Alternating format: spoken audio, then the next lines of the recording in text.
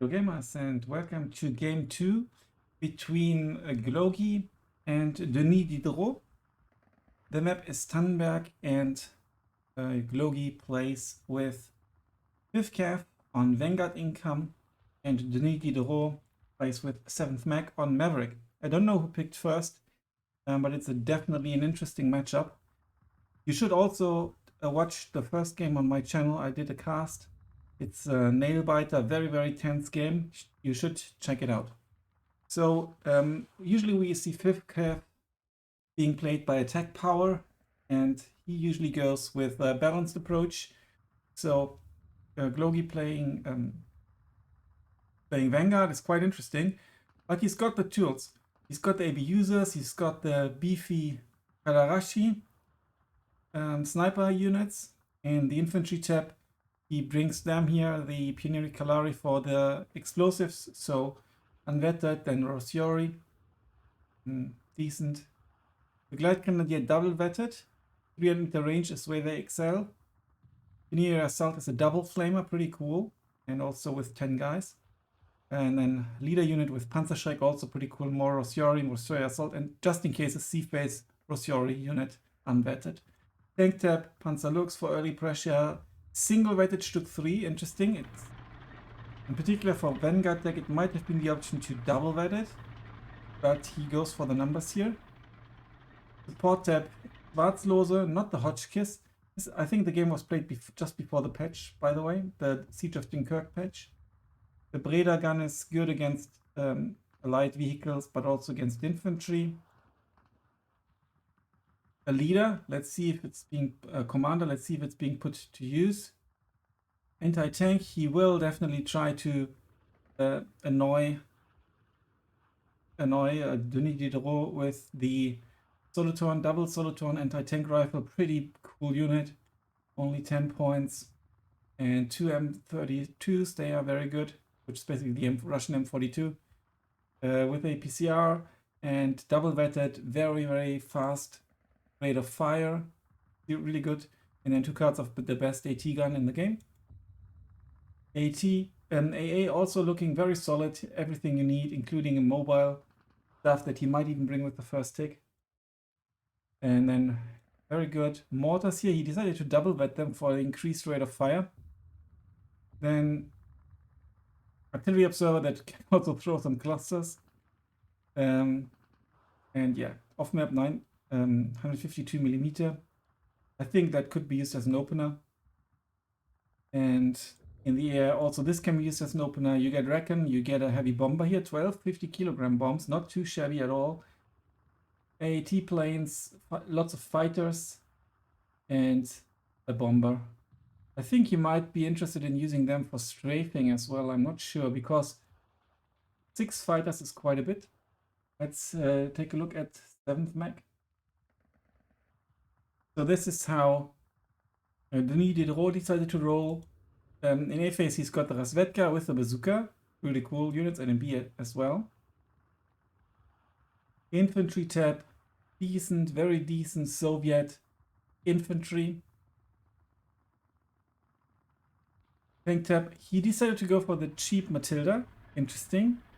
You don't see it that often. P-34s, 76s, they are okay, but not fantastic. KV1 leader, that's pretty cool. Support tab, he's got an IG gun. He's got the SU-122 for A phase, which even can dish out damage against tanks. And obviously got the HE against infantry and support weapons. And then an assault gun SU-152, pretty cool stuff. No commander. A T-tab also with M42s, but single vetted. Then you get BISU. This is kind of a monster with its penetration, with its range, and decent-ish front armor. So the Rishitsa will be needed to tackle this. Also the SU-85 as a cheaper AT option, but with APCR, 1.5 kilometer range, 180 millimeter penetration, not too bad. And then 145 also quite good. AA tab, everything you need, that's okay. Artillery, off map in B, Katyusha in B. So I think when he played the Katyusha was different. The availability was 1-2 or something like that. I'm not quite sure. The availability has been buffed to 2-4. I think it was 1-2-4, and now it's 2-4. So this is a bit misleading now if you're watching this. And then the P2 bombers, they got nerfed some patches ago a little bit. I think they've lost their very good resilience or good resilience or something like that. And then only Denisov as a pilot. So I'm actually, yeah, not quite sure who will win the air war if it comes to that. Artillery wise, Katyusha obviously can do a good job, but he will have 2 only, I think. Let's see how that goes. I think that's going to be very exciting. So here we are on Tannenberg, one of the newer maps. On the left-hand side in red, we've got Denis Diderot, a knight of the kingdom of the noobs. And on the right-hand side, we've got Duke Comrade Glogi. He's a duke in the kingdom of the noobs. In Tannenberg, usually, this is a heavily contested area. So if you've got like those 800-meter range mortars in abundance, you have an edge. If you've got good CQC, you have an edge. And then often you can apply pressure on the on the sides as well. So you kind of don't want to lose that, because once you lose that, your opponent might be able to, basically just push through either side and threaten the other flanks as well. So tricky. Here in the south, blue can try to snatch this flag quite easily. There's lots of open ground here to fire. Sometimes blue can try to sneak around here. So red has to keep this flag in mind. There's a church. And there's another church here. So both sides have a church. And here it's a bit annoying to get into here and out here, because there's no direct road connection to get on this road for blue. So you need to defend here. And you can also actually apply pressure and then move up here with 2K range tools and put pressure on this, and then come around this way and try to capture this red flag. Okay, he's expected air cheese there, so he brought out Denisov right away. Here you can see super aggressive deployment by Glogi, and yeah, a more conservative deployment by our Maverick player.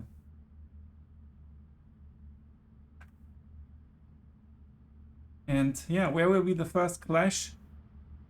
2 M42s unloaded, M42s everywhere. This is a very spammy opening by both sides. And SG-43 opening fire. Will he unload? Yeah. M42 unloaded. Pushka moving on. Pushka anti-car. Looking for an anti-car. Is looking for a car. It doesn't find one.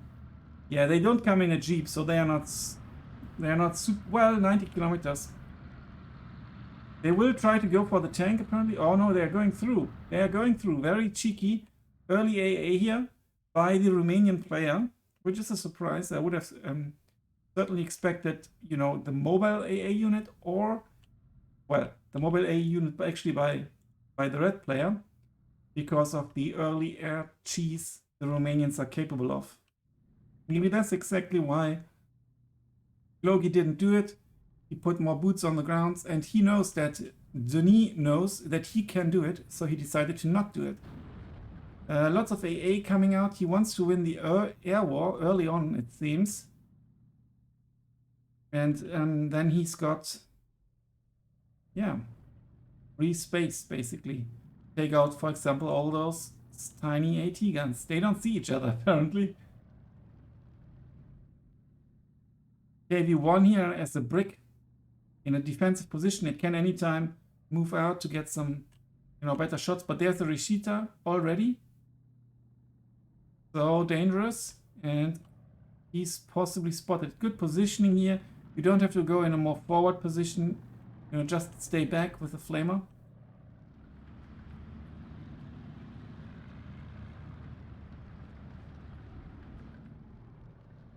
Yeah, Hotchkiss unloading now. There we go.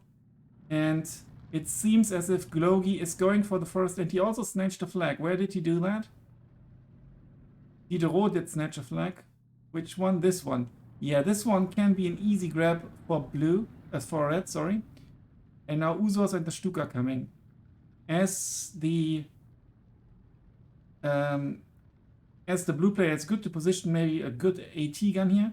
Maybe a Reshita would do wonders here with 2k range. Here maybe. Now we see the first mortars. And lots of tanks are slowly approaching the battlefield. The slow Matildas. But there are also lots of M42s to greet them. Only one Saperi in here. Not too much. There's still a Pushka Anti-car roaming around. Sneaky Matilda. And it can break through.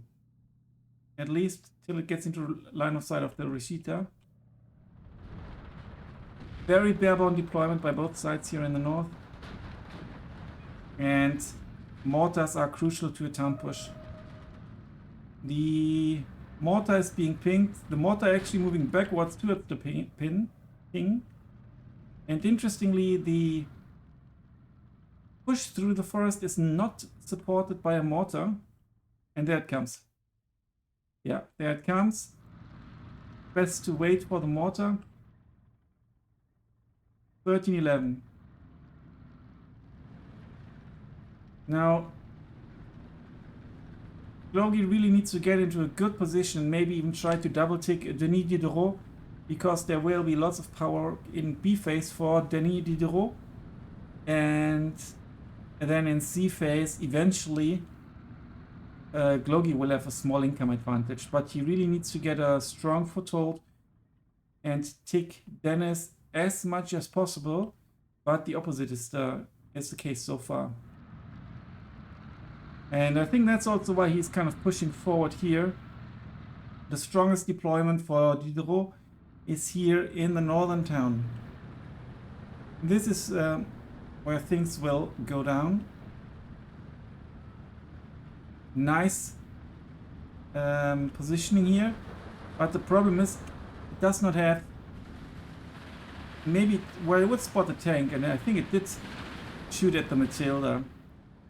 And there we see the off-map. Oh, it could not be placed. The artillery arriving just on time.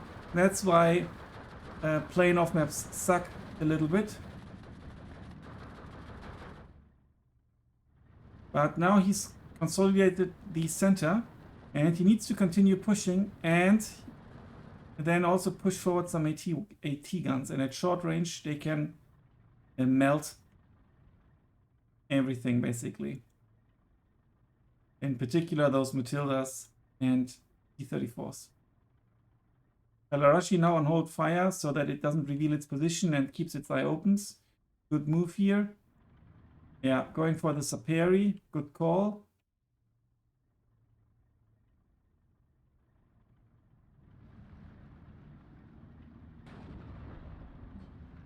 It's a very interesting map. It's also a tough map. You've got some CQC. You need CQC. You also need range tools. You need basically everything. And now the OB guns are coming out, and he wants to position them here to threaten this, I think. No? Okay, they're actually going down here. He's probing. He might consider pushing down in the south, taking this farmhouse complex. The Stuks obviously doing a good job. They, the Matildas don't stand a chance against them. The Comrotis do, but their chance to pin, or the KV-1, but the chance to pin depends a bit on the range. Now the northern position is being buffed up, and it's still 12-12, because Glogi could not manage to take back this flag. It's held by one Ognimechiki.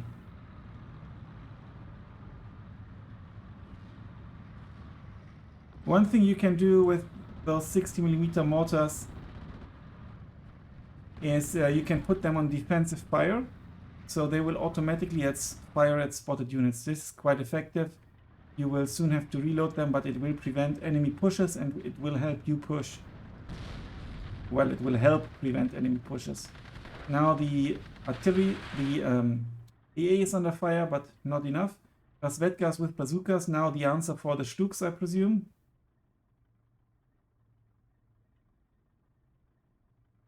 And Denisov roaming the sky.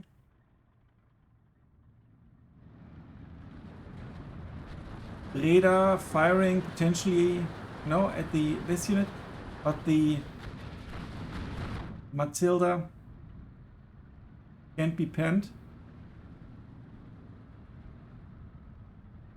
Now the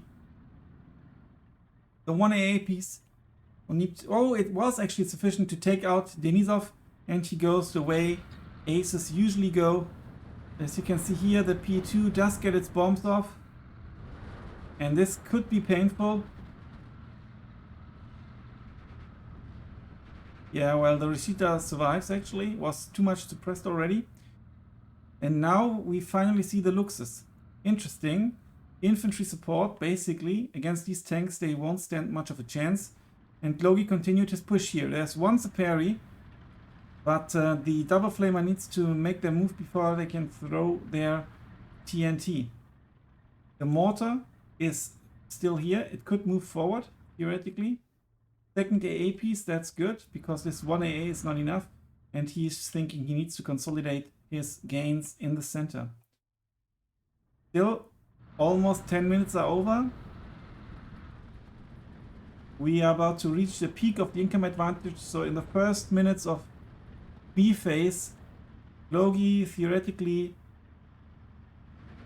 if things go as planned, needs to make his point advantage count. Trades have been rather equal so far, I think. It's a shame for Glogi that the off-map did not work out, that the Lennart arrived just on time. Not attacking the Saperi. He's not using his mortar to fire at this position. Well, he knows that there's a unit here, because they are standing right next to each other. That's why the front line is here, and not, for example, here. It's measured from the distance of the two units. So in the middle, the front line is. That's why he knows there's something here. The Matilda will, yeah, take out the Lux. Oh, the Stuk is firing as well. The good thing is that well, for Glogi, the good thing is that the tanks always aim. Ooh, that was really lucky. 75 chance to pan at point, and that's kind of point blank range here. And 90mm front armor did not save the Stuk. The thing is, those tanks always aim at the enemy with the highest armor value, so it was not shooting at the Lux. ISU now in position. This will be quite a tough opponent. There's yeah, and there's still the AA, so yeah, no chance for the off map. This must be a very frustrating moment for Glogi when he played the game, because he could not push as hard and as much as he wanted to. ISU opening fire. This is a huge threat now. And he already called in the Rishita.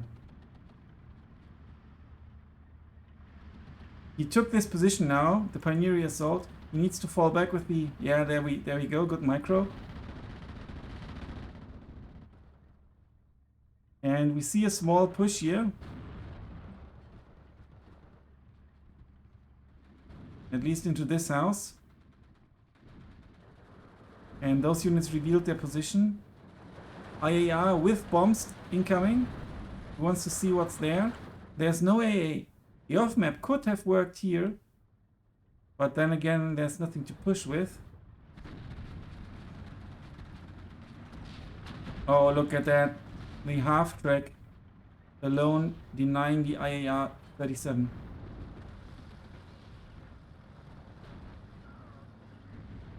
Lots of T-34s arrive on the battlefield, and the Razvedka will take out the Lux easily. Down it goes. And this is a blow because he won't be able to capture this flag. And he even lost the flag here to the Tanko de Saniki. 8 PPSH and flames. Molotovs, basically. Now this goes down. That's a good kill.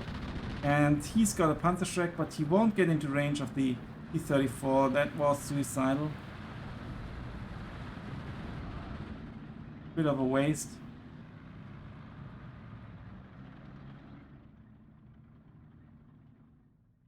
These units are being pinned down. Probably by the... Not sure what, actually. I missed it. Must have been the...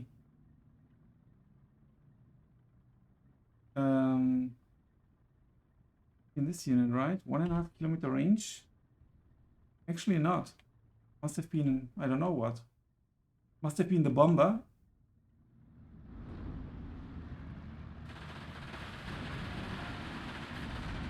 Lots of fighting going on here. The Matilda pushing forward, but there's also a Rishita.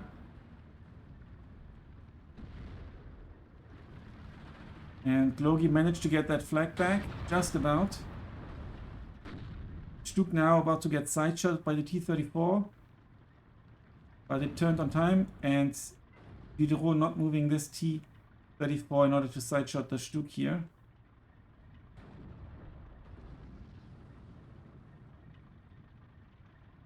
So these two flags for Glogi and this one, he lost one flag. Yeah, he lost the farm complex here. He now needs to find an answer to that.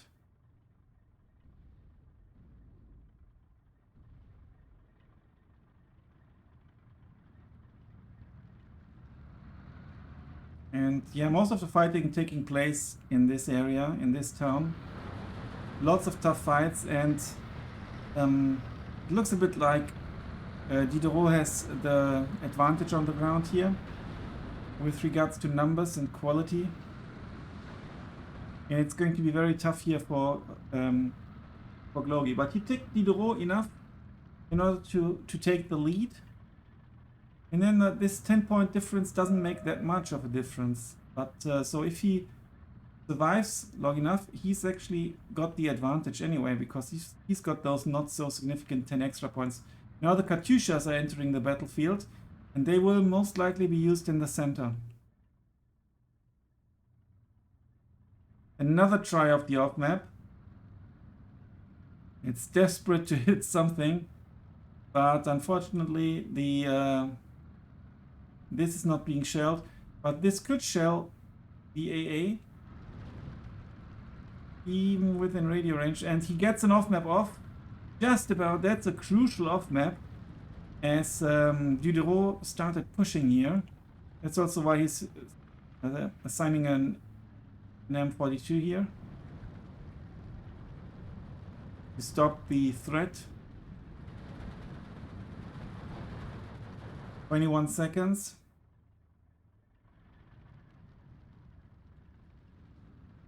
And he decided to not shoot the AA. He's got the artillery. I think he could have tried to take out this one AA piece. That's a very unfortunate loss to the T-34. Or it was a loss to the shelling, actually. And we see the first Katyusha shots being fired at the former position of the Rishita. Yeah. That's a bit unfortunate for Denis. Off map coming down though.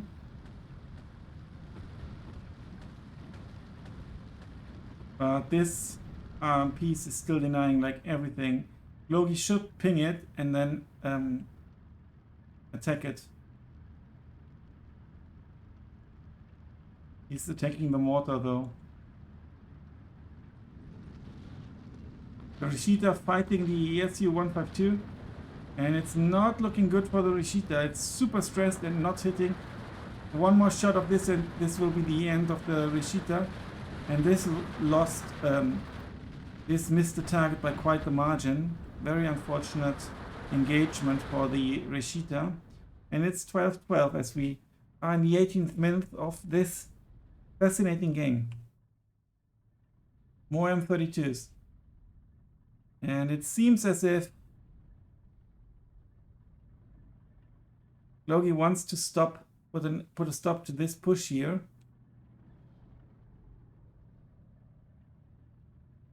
Orch is kind of parked here. Duke, not sure what it's fighting.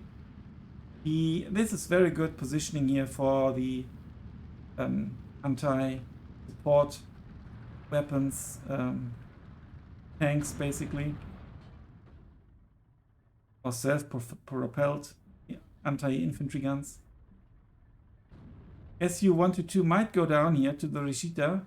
This time the Rishita gets the better of it. Or it maybe, yeah. It does indeed. Now move it. And there's a... What's that shooting at? It's only shooting up there. But only. It's an AA gun that's being shot at. But it might survive. More infantry guns. And Diderot is actually about to win this flag. And he wants to threaten the Rishitas with this. And there's an SU crawling around. There's no AA. So the Wrecking Plane can roam free. And here are some reinforcements for the north. And another off-map. So he got off another off-map. Good play here. And 0. This is a very good off-map. And these units are ready to push. The Glide Grenadier and the town at 300-ish meter range, 100 to 300 meter range, really deadly. The mortar firing at, yeah, this is good. And now move. And there are the reinforcements, but they come too late. Timing is a bit off. And they're also threatened here by the ISUs. You can't see it with his Kalarashi. In the south, in the meantime, the Wrecking Plane got off its bombs here. And the Junkers going for the Su-152. That could be huge.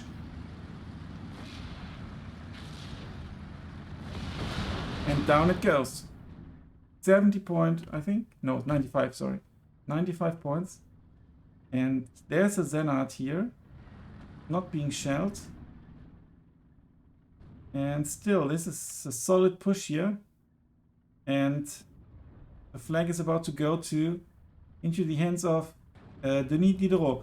And now we're in the 21st minute. In the next minutes, we should see the major advantage that Diderot has in this matchup.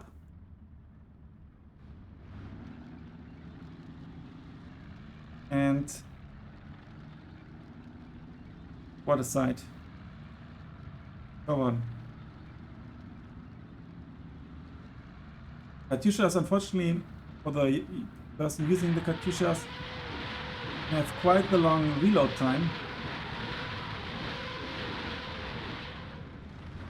And the Rishita is out of order.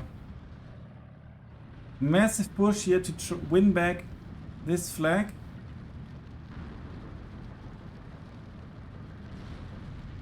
And I think he might. Good positioning here. The T-34 is outside the range of a Panzerschreck. Tanko Desaniki throwing their shit. Rossieri Assault throwing their shit. And they're falling back. This flag goes to Denis Diderot, who's now, and there's a bomb run, who is now, good smoke push here, who is now winning back this flag and taking the lead. But at the same time, Glogi managed to snatch a flag. I wonder, well, yeah, he still has this flag, obviously, but he also lost this flag, so I don't know, it's 12-12, he must have won another flag. That's a bit Yeah, okay, they trade these two flags, basically.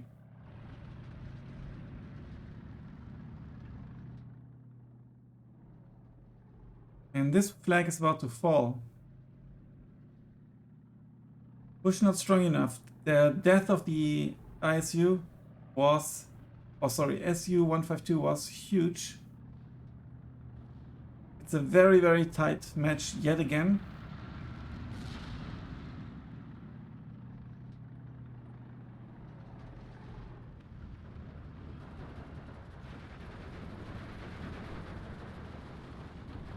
Doing some heavy lifting. There's a nasty Rasvetka in here. And can Glogi win back this flag? He's currently slightly behind, I think. No more Rishita here or anything. And there's an SU-152 going for the Kalarashi. Ouch. And that will be the end of the Kalarashi. And only this Bofors is holding this flag. The AB Horch still here, doing nothing, chilling out, having a good time. Another run of the off map.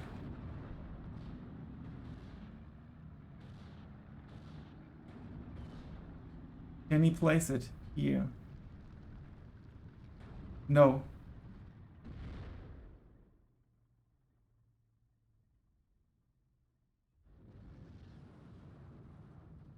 Really tricky position for Glogi. He's currently a bit on the back foot, on the back pedal. He might. The T-34 is still a mighty obstacle here. Good positioning, and T-34 with 2 DTs, so they've been buffed some time ago. Really effective now.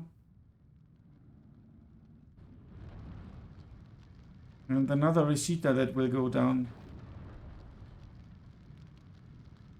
He's not moving the ISU, the SU-152 for... Okay, now he is. Good. SU-85 opening fire here. IAR incoming.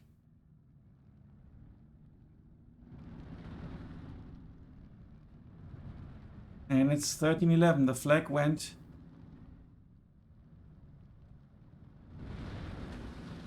Crucial kill here. SU-152 just about going down to the Rishita, I believe, possibly.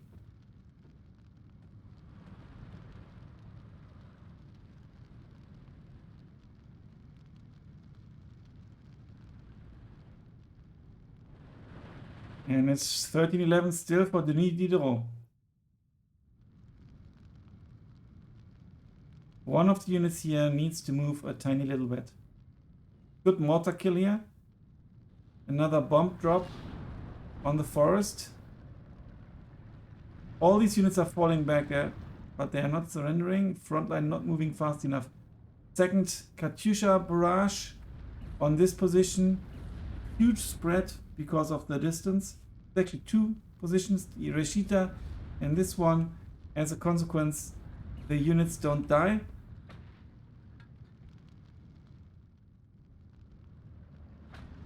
And Glogi desperate for this flag. The T-34 in the meantime has been killed, presumably by the Stuk 3. It's only a flamer, but obviously he doesn't know. Could be anything. Could be a bazooka hiding here somewhere.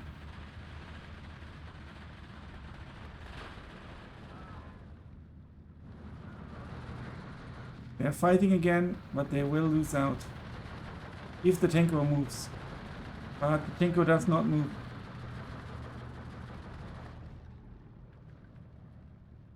SU now moving forward. It will get into range of the Rishita in a bit, which is still stressed out, but...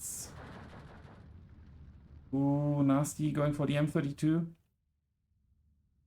Lots of Rosyoris incoming, but the M32 moving here to capture this flag, so it's 12-12. Comrade Glogi stopped the bleed. Rishita, no, the Vickers gun opening fire at the ESU. 152 getting the pen. And getting the pen again. Good job. 1,750 meter range.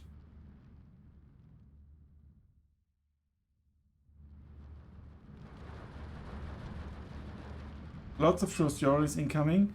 The amount of red has significantly decreased in this area. Only 2 guys, so they will most likely win, and this will give Glogi the farming complex back.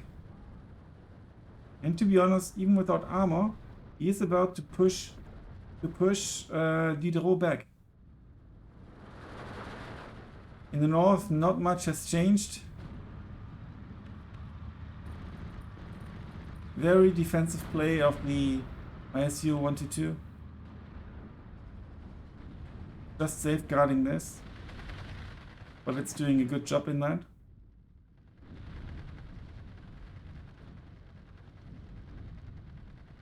SU-85 now having fun with the Rosjoris. They are out of HE shells.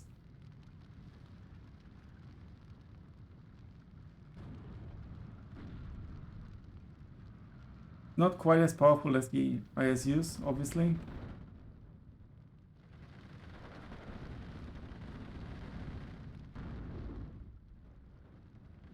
More artillery strikes here. And Glogi is pushing for the flag. He does have a decent chance of winning it, actually. There's no armor standing in the way. And he's raining down hell with the mortars. Can he hear a plane or something? No. I think it was a vehicle here. Yeah, it's the AB Hoyks. But still there's this annoying T-34. 13-11 for Glogi, who just took the lead by a margin. Ooh, this can shoot deep into the forest. What the hell is that? How is that possible? Glitch, I call it glitch.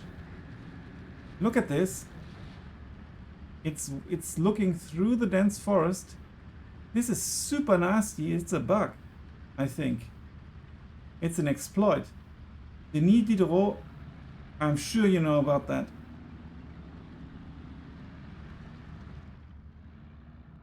So all players remember this spot.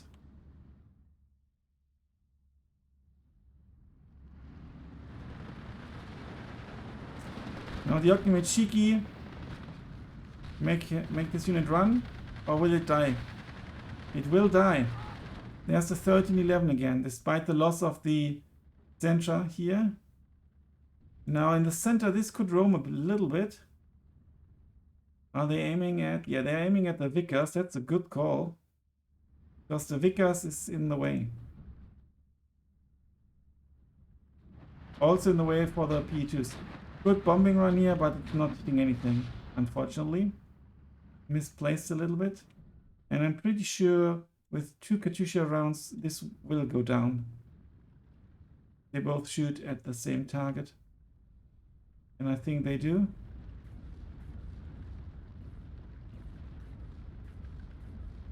Second barrage.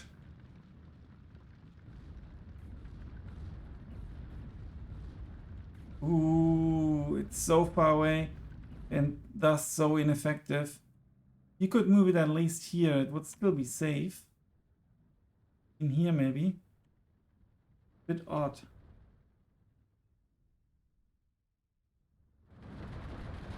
Panzer Lux here still alive. Helping out. Panzerschreck a bit behind.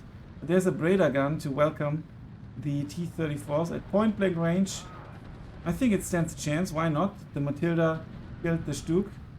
But the Breda is not quite as lucky. Lux going down.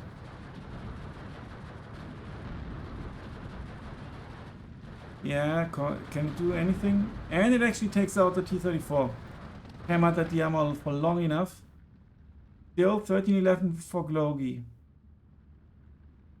who is pushing back in the center with his Rostori assault.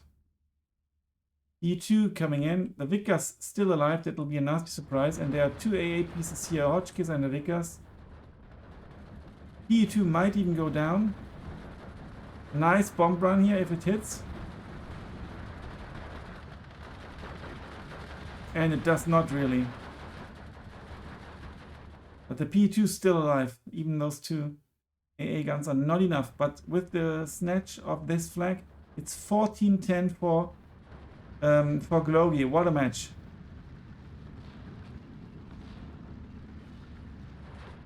And yeah, and Diderot looking very, very thin here in the south. Not much left. And I think there's the 59 because of which flag exactly? 1, 2, 3. These 3 flags. And he could now deliver the hobo special and just move forward. You move everything here. Obviously he doesn't know and he won't do it because it's not necessary. But because he's got the double tick in his support him, and also he's got the slightly better income. So the longer the game goes, the better for him now, with regards to points and also with regards to flag distribution. The Breda killing another T-34. And you can see these armor values are just in orientation. Kind of. Rostori holding the line, but it will most likely go down. Strelky SVTs are really good because they've got the semi-automatic rifle. Tadarashi in CPC here. With its 2 SMGs, it actually takes out the Strelky SVT.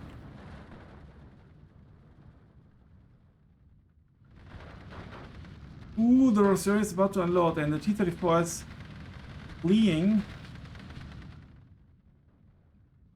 Still 15-9.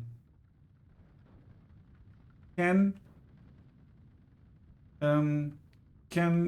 Diderot manage to come back? T-34 now coming here to hold the line. Hodo. And he's going for the Su-152.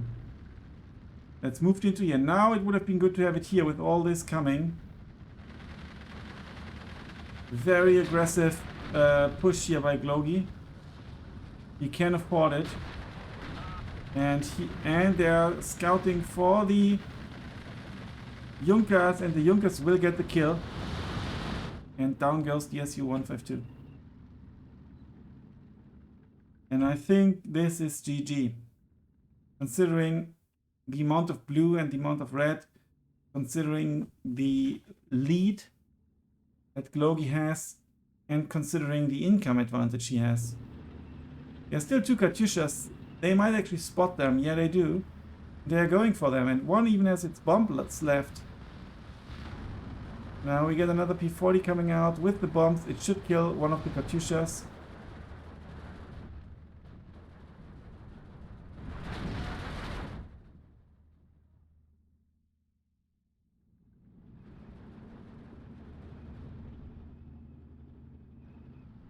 And really, you should not be able to shoot from here into there. Look also at the line of sight tool. And look, this is all green.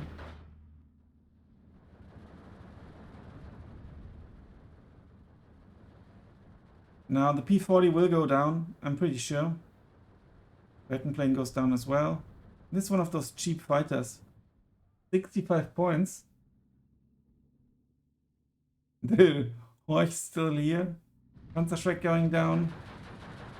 And this is about to fall. Glogi is probing here, and he will find out there's only an Ognomechiki, and he will take the position. Only like 3 units left here in the town. Some support trucks. Tanks. There's a hero tank. Cheesy hero tank.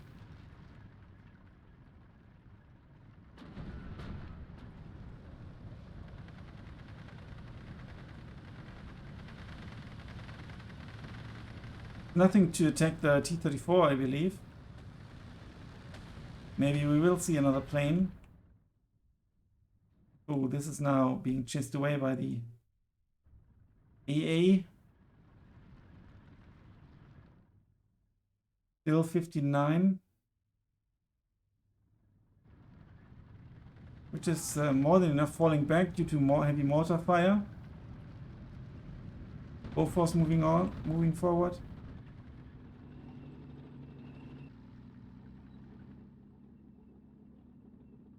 And also due to the fire of the M30 guns, they are doing a good job actually. Also with the radio provided by the artillery commander, they could maybe take out this tank now. No.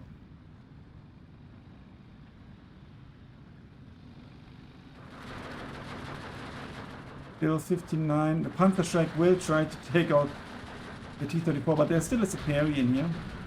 He needs to take out the Saperi first. In here, Diderot making a final stand, trying to win back this farming complex.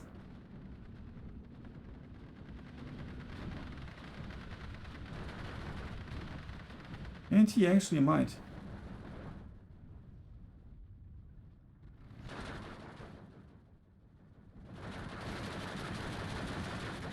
Surely with their heat shells, and they get an edge. The Uzo now trying to deter them, sacrificing the Uzo in order to take down the T-34. That's a good trade. And he's moving in, which is the wrong direction. And now he's moving back, which is the right direction. So it was not worth the sacrifice after all. Look at this, this is an disaster for the poor civilians living in this town. And they survive relatively unscathed here. Can return eventually. Now, still the T-34 is an issue. He needs to move this now. 17-7. As this flag falls. This flag falls. Fantastic game by Glogi. Was super close for quite some time. And he was also behind. But he managed to come back. A bit like in the first game. Check that out as well. Not quite as dramatic.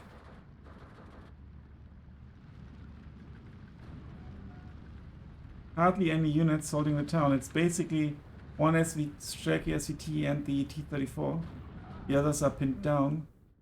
Studebaker going down to the M32. No, going down to I don't know what. And there's the GG. 40 minutes, 48 seconds. First of all, congratulations to both players for a fantastic game. Well played. Congratulations Glogi for winning. Congratulations to Diderot. And as you can see, Glogi quite heavily outtraded Diderot in this match. The hero unit will beat the 52P maybe a bit. Denisov at least killed one unit. 285, okay. This T-34 did a very good job. I think that might have been the one, the cheesy one, not sure. But it looks more like the town one with killing the Buglite. So the other one was more doing suppression, I guess. Pineri Kalari here killing 1, 2, 3, 4, 5. Franco de Saniki, 1 Zaperi. And 1 after Machiki. Congratulations, Kretu. This Hotchkiss took out Denisov. Vita's doing an okay job. Not too fantastic. They were also under constant pressure. Duke here, some heavy lifting. IAR 37, not too bad. Taking out the Su-85. That was the Recon plane here. Because yeah, good game. Good trades for Glogi. Overall, thanks a lot for watching. Stay tuned for more Division 2 content on my channel and also other content.